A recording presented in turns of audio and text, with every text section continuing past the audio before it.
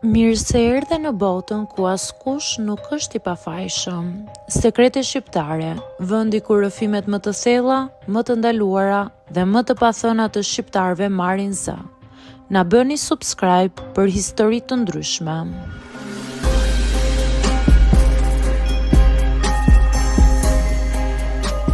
Isha 46 vjeç dhe mendoja se në ato moshë njeriu i ka gjërat shumë të qarta. Çfarë është e drejtë, çfarë nuk është, ku janë kufit dhe pse nuk duhen kaluar. Por jeta ka një mënyrë të çuditshme për të vënë përballë vetes. Jo me situata të mëdha, por me çaste të vogla, të papritura, që të zgjasin një sekond dhe të ndjekin me vite. Ishte një ditë e zakonshme familjare.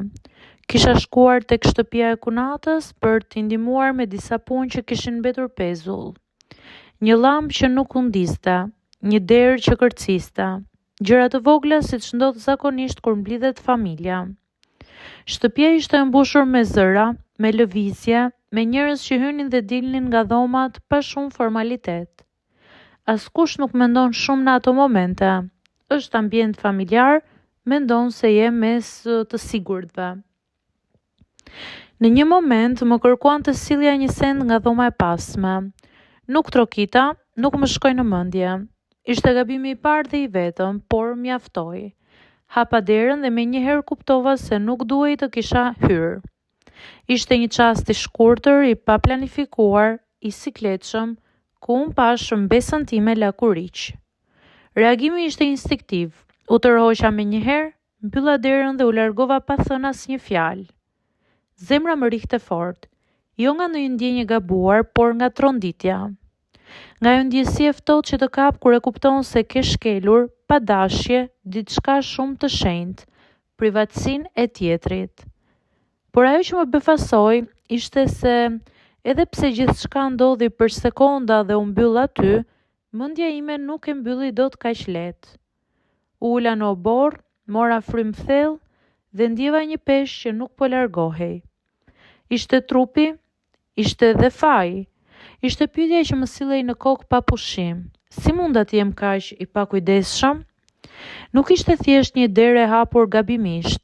Ishte një moment që më bëri të reflektoj për veten time, për rolin tim në familje, për përgjegjësinë që vjen me moshën dhe besimin. Ka gjëra që nuk i zgjedh, por reagimin e zgjedhim. Dhe reagimi im duhet të ishte i qartë, ndalimi i menjëhershëm, respekt absolut dhe heshtje. Ajo ditë vazhdoi si zakonisht për të tjerët, por për mua ishte katastrofë. Çdo bisedë, çdo e qeshur më dukej e largët. Nuk ishte sepse kisha bërë diçka më shumë, por sepse e kuptova se sa e brisht ishte vija mes normales dhe gabimit, nëse ti nuk tregohesh i kujdesshëm. Më vonë, kur u ktheva në shtëpi, nuk munda ta lë pas.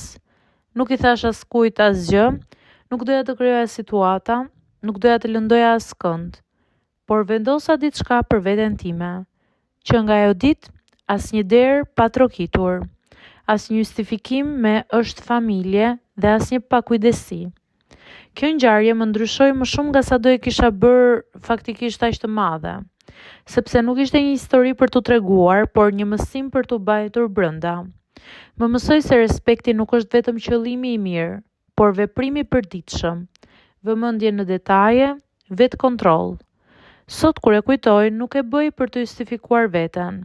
E bëj për të kujtuar se njeriu nuk matet nga fakti që nuk gabon kurrë, por nga fakti që ndalet në kohë dhe merr përgjegjësi pa bërë zhurmë. Disa histori nuk kanë kulm dramatik, nuk kanë skena, kanë vetëm një ndalesë. Dhe ndonjëherë, ajo ndalesë është gjëja më e rëndësishme që mund të bësh në jetë.